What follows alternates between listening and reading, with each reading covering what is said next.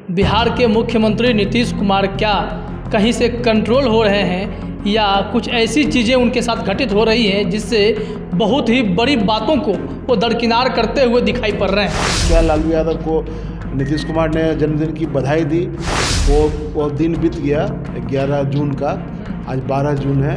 तो आज तक कोई बधाई संदेश मुख्यमंत्री का लालू यादव के नाम पर नहीं गया है। यह बहुत साधारण कार्य, लेकिन इसका राजनीतिक संदेश बहुत बड़ा होता है। बीजेपी हमेशा कैलकुलेटेड गेम खेलती है, इसलिए ये भूपेंद्र यादव अपने मन से ही कर रहे थे या उनको कहीं से निर्देशित थे। वो अपने 15 सालों के पूरे शासनकाल में वो सबसे कमज़ोर स्थिति में पहुंच चुके हैं।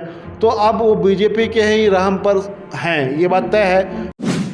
नमस्ते, मैं हूं रंजीत झा और आप देख रहे हैं ट्रस्ट न्यूज़। हमारे साथ हैं ट्रस्ट न्यूज़ के संपादक हेमंत कुमार। सर, आपका बहुत बहुत स्वागत है। धन्यवाद।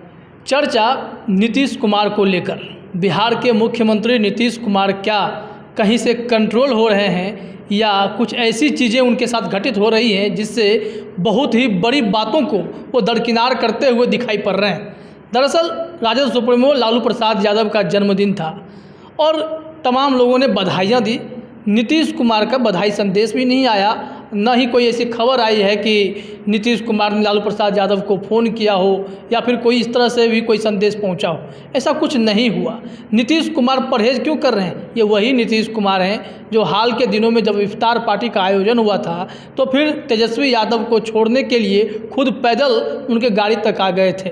फिर अचानक से ऐसी क्या घटनाएं हुई हैं, जरा इतिहास में चलना होगा, समझना पड़ेगा कि क्या ऐसा हो गया कि नीतीश कुमार खामोश हो गए और राजद परिवार से लगता है कि कोई ताल्लुक़ रहा ही नहीं है। सर, इसी कहानी को समझना चाहते हैं कि क्यों इस तरह के अपने आप को इस किनारे करते जा रहे हैं, दरकिनार हो रहे हैं, खामोश हो रहे हैं, क्या कंट्रोल हो रहे हैं क्या? देखिए, सबसे बड़ी बात यह है कि जो अभी आपने कहा कि लालू यादव का कल जन्मदिन था और यह उम्मीद की जा रही थी कि उनको नीतीश कुमार की ओर से बधाई संदेश मिलेगा, फ़ोन जाएगा या वो ट्वीट करेंगे और यह खबर कहीं ना कहीं से बाहर आएगी ही, मीडिया को मिलेगी। लेकिन आज तक वो दिन बीत गया 11 जून का, आज 12 जून है। तो आज तक कोई बधाई संदेश मुख्यमंत्री का लालू यादव के नाम पर नहीं गया है। तो ये अटपटा तो लग ही रहा है, इस पर चर्चा भी हो रही है, मीडिया में लोग चर्चा कर रहे हैं, राजनीतिक गलियारे में चर्चा कर रहे हैं। सब लोग एक दूसरे से लोग पूछ रहे हैं क्या लालू यादव को नीतीश कुमार ने जन्मदिन की बधाई दी।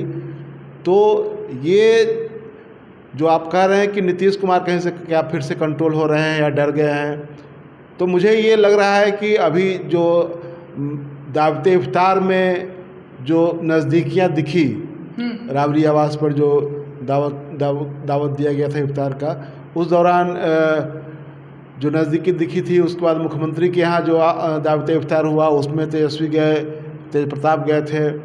तो उसमें भी नज़दीकी काफ़ी चर्चा हो रही थी कि लग रहा है कि दोनों में फिर से नए सिरे से ये कुछ पक रहा है और नज़दीकियाँ बढ़ रही है।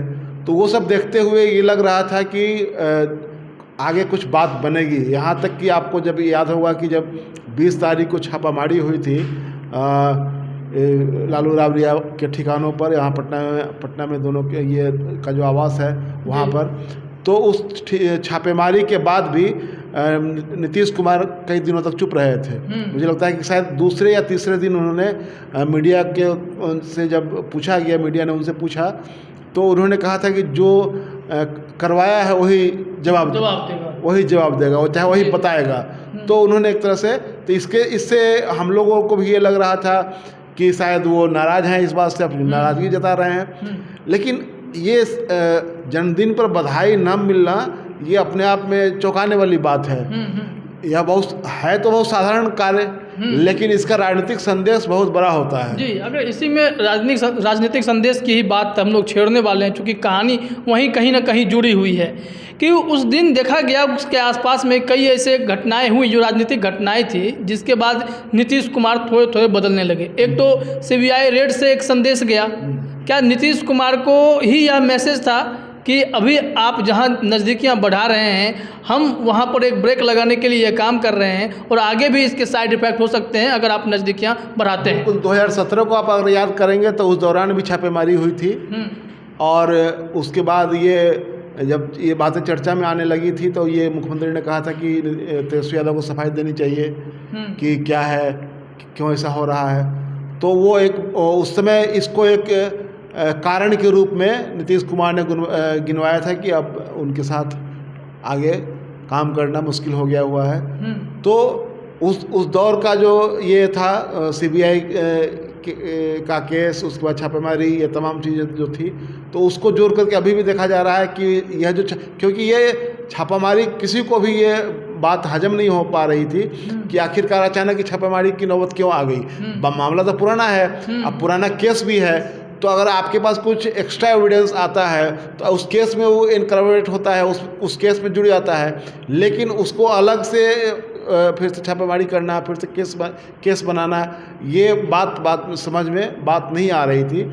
तो ये सही है कि अगर ये चर्चा हो रही है कि क्या नीतीश कुमार को डराने के लिए, चाहे उनको बैकफुट पर लाने के लिए ऐसा किया गया, तो ये संभव दिख रहा है। और आपको यह भी याद होगा कि जब दावते इफ्तार की जो दावत थी अंतिम, और उसके बाद जो ये धर्मेंद्र प्रधान बिहार आए थे और मुख्यमंत्री से मिले थे, तो वह तारीख थी 5 मई। 5 मई को वो मिलकर गए थे, उसके पहले दावत इफ्तार हो चुका था और 5 मई को यह मिलकर गए थे। ये कहा जा रहा था कि नीतीश कुमार नाराज इस बात से हैं कि बीजेपी की तरफ से लगातार उनके खिलाफ बयानबाजी हो रही थी कि उनको राष्ट्रपति बनाया जाएगा, उपराष्ट्रपति बनाया जाएगा, उसके बाद वो राज्यसभा जाएंगे, उसके बाद मुख्यमंत्री की कुर्सी खाली होगी। यह तमाम तरह की अटकलें लगाई जा रही थी और मीडिया में ये बातें प्रमुखता से छप रही थी। तो मीडिया में कहीं ना कहीं ये बातें प्लांट की जा रही थी और इसमें ये बीजेपी के प्रभारी, बिहार के प्रभारी भूपेंद्र यादव का नाम लिया जा रहा था कि भूपेंद्र यादव ही ऐसा करवा रहे हैं अपने लोगों से, और नित्यानंद राय को आगे बढ़ाया जा रहा है इस मामले में और उनको मुख्यमंत्री का चेहरा के रूप में सामने किया जा रहा है। ये इन तमाम बातों से वो नीतीश कुमार नाराज बताए जा रहे थे और इसी वजह से या अब ये आकलन किया जा रहा है कि इसी वजह से वो तेजस्वी के नज़दीक आते हुए दिख रहे थे। लेकिन जब भूपेंद्र यादव का इस सीन में आगमन होता है, इस दृश्य में जब भूपेंद्र यादव कह रहा हूँ, धर्मेंद्र प्रधान का, तो उनके आने के बाद जो बातचीत हुई, उसके बाद धीरे धीरे चीज़ें फिर से रोल बैक होने लगी। तो उसमें ये कहा जा रहा है कि उनको आश्वस्त कर दिया गया कि ये सब बातें, ये समझना पड़ेगा कि जो धर्मेंद्र प्रधान आए और फिर भूपेंद्र यादव वाली कहानी जो आप बता रहे हैं कि नीतीश कुमार उनसे नाराज़ चल रहे थे क्योंकि बीजेपी के कुछ नेता, कुछ वर्ग के लोग इस तरह से बयान भी कर रहे थे और मीडिया में यह खबर भी आ गई कि नीतीश कुमार अब बिहार छोड़ देंगे, वो दिल्ली चले जाएंगे, उपराष्ट्रपति बन जाएंगे, या फिर नित्यानंद राय को सीएम के तौर पर प्रोजेक्ट किया जा रहा था। लेकिन इस दौरान धर्मेंद्र प्रधान ने उनके साथ क्या किया? समझौता किया या फिर उन्हें एक तरह से दबाव बनाने की कोशिश की गई कि आपको हम सीबीआई रेड के जरिए भी आगे भविष्य में आपको अलर्ट दे सकते हैं, और कुछ दिनों के बाद इस तरह की घटनाएं हुई। उस दौरान तो ये कहा गया कि उनको आश्वस्त किया गया कि आप 25 तक आप ही मुख्यमंत्री रहेंगे, कोई बिहार में तब्दीली नहीं होगी। दूसरा कि जाति जनगणना के सवाल पर बीजेपी लगातार उसके विरोध में थी, तरह तरह के बयान दिए जा रहे थे, तो उसको लेकर भी आश्वस्त किया गया कि आप अपना करवा लीजिए, स्टेट में कोई दिक्कत नहीं है। तो दो चीज़ें तो वहाँ पर हुई थी। और उसके बाद 5 मई के बाद 20 मई को छापेमारी हुई थी सीबीआई की। छापेमारी को मैं ये समझता हूँ कि वो एक तरह से पूरा कील कांटा को दुरुस्त करने के लिए एक और ये क्या मैंने इस पर जोर मारा गया कि अब ये पुख्ता हो गया कि हाँ अब इधर हिलेंगे नहीं। तो छापेमारी इनके न हिलने की गारंटी करने के लिए मुझे लगता है कि छापेमारी की गई और उसके बाद तो धीरे धीरे इनका पोस्चरिंग जो है धीरे धीरे बदल रहा है। आप देखेंगे जब ये महात्मा गांधी सेतु का ये जीर्णोद्धार के बाद जब उसका दूसरा लेन जब चालू हुआ, उसका उद्घाटन करने के लिए नितिन गडकरी आए थे, उस दौरान जो दोनों का संवाद हुआ, नितिन गडकरी आए तो सबसे पहले मुख्यमंत्री आवास पर गए, उन्होंने उनको गुलदस्ता दिया, उनसे भेंट किया, उनसे बातचीत हुई, दोनों एक ही गाड़ी में फिर वहाँ गए महात्मा गांधी सेतु का उद्घाटन करने के लिए। 2025 तक के साथ का वादा कर हाँ, और उसके बाद ये नितिन गडकरी ने अपने भाषण में कहा कि बिहार की सड़कें 2024 तक ये अमेरिका के बराबर हो जाएंगी। और 24 में सितंबर में महीना भी उन्होंने बताया, 24 के सितंबर में मैं यहाँ आऊँगा, मैं और नीतीश कुमार यहाँ आऊँगा। गांधी सेतु के बगल में एक दूसरा जो पुल बनने जा रहा है पैरेलल, उसका उद्घाटन करने के लिए मैं आऊँगा। तो ये अब उन्होंने 2024 का सितंबर महीना भी बताया। तो सितंबर महीना कब आता है? जब 24 में लोकसभा चुनाव संपन्न हो गया रहेगा। 2024 के मई में लोकसभा चुनाव हो जाना है संपन्न, उसके बाद तो सितंबर आने में टाइम लगेगा। यहाँ भी सर एक गौर करने वाली बात थी कि जो आपने एक तो संबंध बहुत अच्छे से समझा दिया है कि इस चीज़ों को नॉर्मल करने की कोशिश हुई है, आगे के रिश्ते को भी एक संदेश दे दिया गया कब तक साथ रहेगा। लेकिन यहाँ भी गौर करने वाली बात यह थी कि नेता प्रतिपक्ष तेजस्वी यादव को उस मंच पर नहीं बुलाया गया, जबकि वो पथ निर्माण मंत्री रहे थे। उनके ही द्वारा ये नितिन गडकरी को गुलदस्ता दे करके सारी बातें समझाई गई थी कि सर यहाँ पे पुल गड़बड़ है, इसको ठीक करवाना है, फिर उनको नहीं बुलाना। यह भी एक संदेश है कि आप कहाँ परहेज कर रहे हैं। हाँ, क्योंकि वहाँ उस सभा में, उस उद्घाटन समारोह में आरजेडी के और विधायकों को बुलाया गया था, लेकिन इनको नहीं बुलाया गया। और इनके बारे में साधारण विधायक के रूप में जो विज्ञापन छपा था, उसमें साधारण राघोपुर के विधायक के रूप में ही परिचय था इनका। तो यह भी खटकने वाली बात थी। तो न बुलाया जाना भी उस समारोह में वो एक तरह से एक संदेश था कि दूरी बनाने का, डिस्टेंस बनाने का। तो ये सब, और उस दिन जो दोनों के चेहरे पर जो खुशी चमक रही थी, दोनों एक दूसरे को जो बधाई दे रहे थे। और आपको वह सीन भी याद होगा जब गुलदस्ता देने के लिए एक अधिकारी आए थे गडकरी को, तो गडकरी ने कहा कि पहले इनको दीजिए, नीतीश जी ने कहा कि पहले इनको दीजिए। ये इनको दो कम से कम 1 मिनट तक पहले आप वाला वहाँ होता रहा। उसके बाद अंतर नीतीश कुमार को ही वो गुलदस्ता लेना पड़ा। और उसके बाद नीतीश कुमार की तारीफ में जो बातें अपने भाषण में गडकरी ने कही, और उसके जवाब में नीतीश कुमार ने भी जो कुछ कहा वो सबके सामने है। दोनों ने एक दूसरे की जमकर तारीफ की और 24 तक का रोड मैप भी बता दिया था। तो इससे ये लग रहा है कि जो लालू यादव को जो जन्मदिन की बधाई नहीं दी गई है वह अनायास नहीं है, बल्कि ये सोच समझ कर ऐसा किया गया है। तो क्या समझौता इसी बात पर हुआ है दोनों के बीच में, भाजपा और जदयू के बीच में, कि नीतीश कुमार मुख्यमंत्री तो रहेंगे, बदले में आपको राष्ट्रीय जनता दल से संबंध तोड़ लेने होंगे, उनके जो भी गतिविधि होगी उसमें आपको शामिल नहीं होना है, उनको बुलाना नहीं है, रिएक्ट नहीं करना है, ये सारी चीज़ें करवाई जा रही है। अभी धीरे धीरे चीज़ें खुलेंगी, क्योंकि एक चीज़ है कि अभी जो ये खास करके संजय झा और ललन सिंह का जो बयान आया है लगातार, उन दोनों के बयान में आप गौर करेंगे कि ये लगातार कह रहे हैं कि 25 तक का जनादेश है नीतीश कुमार का। 25 तक नीतीश कुमार कहीं खिसकने वाले नहीं है, कहीं जाने वाले नहीं है। ये ललन सिंह का शब्द मैं कोट कर रहा हूँ, और संजय झा का। दोनों आदमी एक ही तरह से बोल रहे हैं, तो दोनों नीतीश कुमार के काफ़ी करीबी लोग हैं। और ये जो राष्ट्रपति वाला जो मामला आया था, जिसमें श्रवण कुमार ने कहा था कि राष्ट्रपति बनने की काबिलियत नीतीश कुमार में है, तो उसको लेकर के जो ये जवाब आया है, तो ये तालमेल साफ साफ झलक रहा है कि कहीं ना कहीं से ये इनको सिग्नल दे दिया गया है कि आप सुरक्षित हैं, रहिए। लेकिन अभी एक चीज़ और देखिएगा कि कुछ ऐसे बयानवीर हैं जेडीयू के, जिसमें कि ये नीरज कुमार, जिनको जाना जाता है कि लालू यादव के बारे में जितना उटपटांग बात हो सकता है वो कह सकते हैं, तो वो बहुत दिनों से उनको वो चुप हैं। तो उनको चुप करा कर रखा गया हुआ है। और भी कई लोग हैं जो आजकल देखिएगा कि जेडीयू के नेताओं का बयान आरजेडी के बारे में, तेजस्वी यादव के बारे में नहीं आ रहा है खिलाफ में, चाहे कुछ उटपटांग टाइप का बयान, ये सब नहीं आ रहा है। अब ये सिलसिला कब तक रुकेगा ये देखने की बात है। सामने में आपको राष्ट्रपति चुनाव है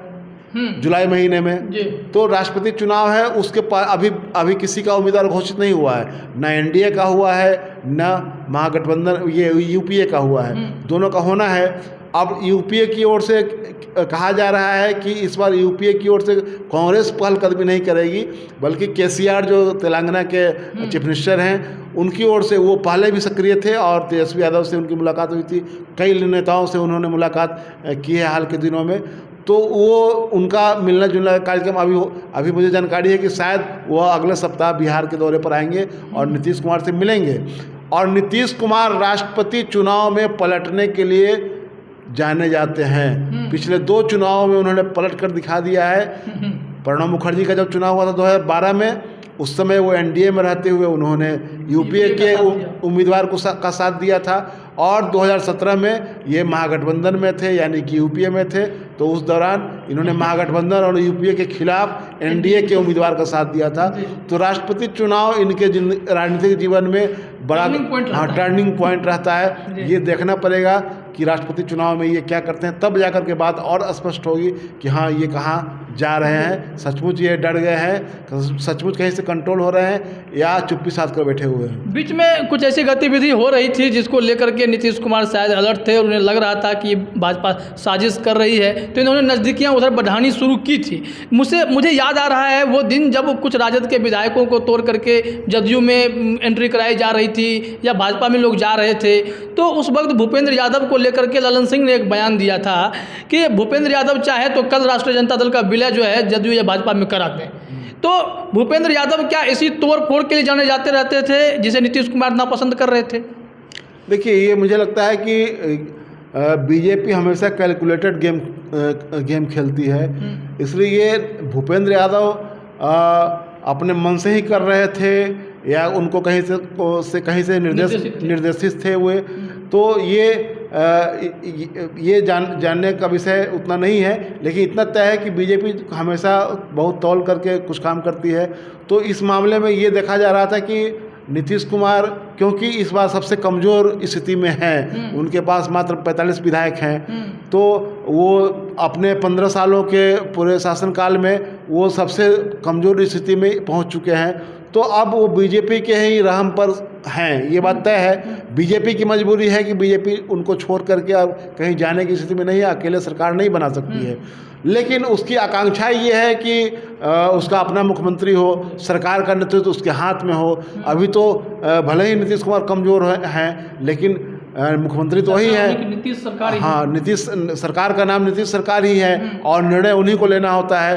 तो ये तमाम चीज़ें जो है वो बीजेपी को खटकती रहती है। तो बीजेपी बीच बीच में ऐसा कुछ प्रयोग करती है, एक तरह से वो टेस्ट करती है कि क्या इसका रिजल्ट क्या आ रहा है, इसका रिएक्शन कैसा हो रहा है। नीतीश कुमार भटक तो नहीं जाएंगे। हाँ, तो ये सब टेस्ट करने के लिए समझिए कि प्रयोगशाला में एक तरह से प्रयोग होता है, और प्रयोग के बाद फिर उसके बाद उसको संयोग का नाम दे दिया जाता है। जी, तो कुल मिलाकर यह देखा जाए इस चर्चा से तो यही लगता है कि नीतीश कुमार ने शायद समझौता कर लिया है। कुछ तस्वीरें इसी तरह की जो बातें तस्दीक कर रही हैं, सामने दिखाई पड़ रही हैं सारी चीज़ें। आगे आने वाले समय में कुछ और भी चीज़ें निकल के सामने आ सकती हैं। बहरहाल आप ये देखेंगे कि किस तरह से लालू प्रसाद यादव के जन्मदिन पर नीतीश कुमार ने चुप्पी साधी, या फिर जो पिछले कुछ घटनाक्रम थे जिसमें तेजस्वी यादव को नहीं बुलाना, यह भी एक संदेश के तौर पर ही देखा जाए। सुर्खियाँ भी बनी थी। अब नीतीश कुमार आगे क्या करते हैं, भाजपा के साथ कब तक रहते हैं, राष्ट्रपति चुनाव तक की चुप्पी है या आगे कुछ और भी हो सकता है, तमाम चीज़ों पर नज़र बनी रहेगी। फिलहाल इस चर्चा के लिए जुड़ने के लिए आप लोगों का बहुत बहुत धन्यवाद।